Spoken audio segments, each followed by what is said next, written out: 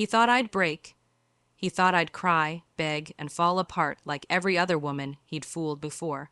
But instead I smiled, not because I wasn't hurt, but because that moment, the moment he betrayed me, lit a fire in me so cold, so calculated, that even he couldn't see it coming. He thought he could shatter me, but I became his worst nightmare. So tell me, if someone betrayed you like that, would you forgive? Or would you destroy them quietly, piece by piece, until they realized exactly what they'd lost? When I met Daniel, he was everything I thought I wanted. Charming, confident, ambitious, the kind of man who knew how to make every woman in a room feel invisible except you. We met at a friend's birthday party, and I still remember the way he looked at me across the table, like I was the only one there. He made me laugh, told me stories about his business dreams, about how he wanted to build a life with someone real, someone who understood loyalty. That word loyalty, he used it like a promise. Funny how people use words they don't understand. In the beginning, everything felt like a movie. Late night drives, good morning texts, those random flowers on my desk when I wasn't expecting them. He made me feel safe. I introduced him to my friends, even my parents, which I rarely did, and everyone said the same thing. He's the one. And I believed them. We moved in together after a year, and that's when I started noticing the cracks, small, almost invisible at first. The late nights at work, the way he'd guard his phone like it contained national secrets, the sudden mood swings. He'd snap at me over nothing, then apologize with expensive gifts and hollow eyes. I told myself he was just stressed. That's what love does to you. It blinds you just enough to make excuses for the very person breaking you. Then came the night everything changed. He said he was going on a business trip, a quick 2-day meeting in another city. I didn't question it. I even packed his bag. That's how blind I was, but something felt off that night. The way he hugged me before leaving, it wasn't warm. It was rehearsed. After he left, I couldn't sleep, so I texted him good night and got no reply. Hours later, I saw he'd read it, but still no response. That's when I felt it, that gut feeling that every woman dreads but can't explain. I opened my laptop, logged into our shared cloud account, the one he forgot I had access to, and there it was. A photo of him at dinner, smiling, with another woman's reflection in the wine glass. My heart didn't break, it froze. I didn't scream or cry. I sat there, staring at that picture, letting every memory replay in my head like a movie I couldn't escape. Every lie, every I love you, every promise, and I made a decision. I wasn't going to confront him, not yet. He wanted me weak. Instead, I would make him believe I was still the same naive woman he thought he could deceive. I decided to become his mirror, calm, kind, predictable, while I quietly built the walls of his downfall around him. Over the next few weeks, I played my role perfectly. When he came back from his trip, I greeted him with a smile and his favorite dinner. He kissed my forehead and said he missed me, and I almost laughed. I pretended to be normal, no suspicion, no questions. But behind that smile, I started working. I gathered everything: bank statements, text messages, his social media habits, the new credit card he didn't tell me about. I even befriended one of his colleagues, Lisa, who had always seemed uneasy around him. Over coffee, she told me things that confirmed what I already knew. Daniel was seeing someone from his office. Her name was Maya. I didn't even hate Maya.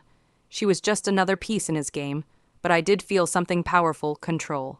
For the first time, I wasn't reacting, I was planning. I slowly started detaching myself financially. I transferred my savings into a separate account, changed my passwords, and backed up every file, every proof of his deceit. I wanted to be ready for the moment he realized he'd underestimated me. One night, he came home drunk and accidentally left his phone unlocked on the couch. I saw a message pop up: "Can't wait for next weekend. I miss you already." My hand shook, but not from sadness, from anticipation. That was the confirmation I needed. I quietly forwarded everything: the messages, the pictures, the call logs to my email, and deleted the evidence from his phone. He never suspected a thing. Days turned into weeks, and I kept up my act. He thought I was still the loving, dependent girlfriend. Meanwhile, I was researching, learning about his business, his finances, his vulnerabilities. I found out he'd registered his small company under both our names a year ago to improve his credit score. That meant I legally had access to everything. That was his first mistake. His second mistake was thinking I wouldn't use it. So that's the situation I was in, living with a man who thought he'd fooled me, while I quietly prepared to take everything he valued more than me, his image, his pride, and his comfort. Before I tell you what happened next, I want you to pause and really think. If you found out the person you loved was living a double life, would you confront them, or would you let them think they were winning while you set the perfect trap? Tell me in the comments what you'd have done in my place. When the time came, I didn't even need to force anything. He started slipping on his own. I began encouraging him to spend more, to take business risks. I even suggested he treat himself to a weekend away with his friends. He thought I was the perfect girlfriend, supportive, understanding, blind. But every move he made, every expense, I tracked. When his company funds began to dip, I quietly pulled my share from the account and filed a report under my name about irregular transactions. The law was on my side. I wasn't lying. I was just timing my truth. A month later, I left him. No fight, no tears. I told him I needed space, and I moved out while he was at work. I didn't even block him. I wanted him to reach out. And he did. At first, the messages were concerned, "Are you okay?" Then they turned to guilt trips. "I can't live without you." And finally, anger, "You'll regret this." That was my cue that he was starting to feel the cracks. Within weeks, his business began to crumble. The partners he'd been bragging about suddenly pulled out after my report was filed. Turns out, investors don't like hearing about financial inconsistencies. He tried to blame me, but all the records showed he was the one managing the accounts. I had the receipts, literally. The last time we spoke, he was desperate.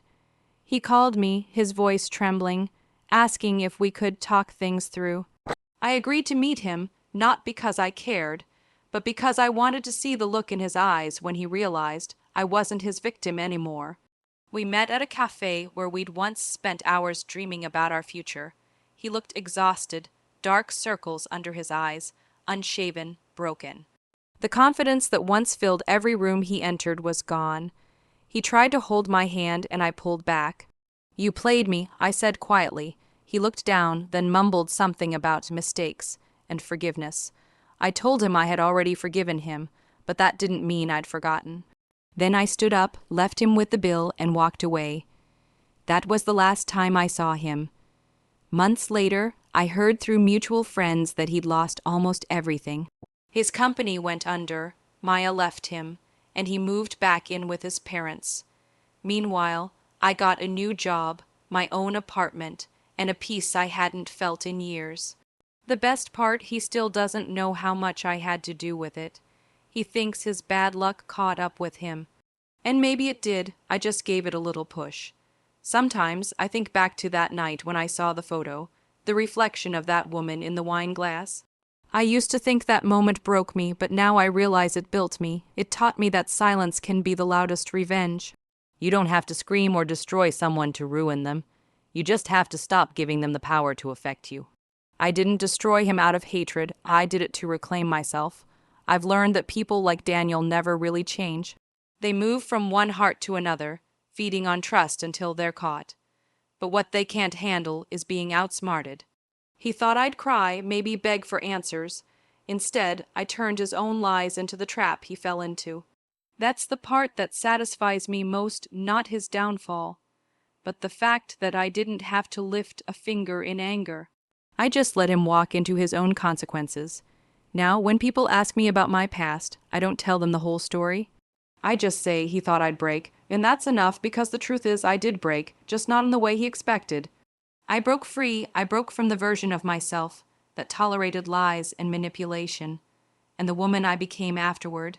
She's untouchable. Sometimes revenge isn't loud or violent. Sometimes it's quiet, patient, and devastatingly precise. It's walking away with your head high while they drown in the mess they created.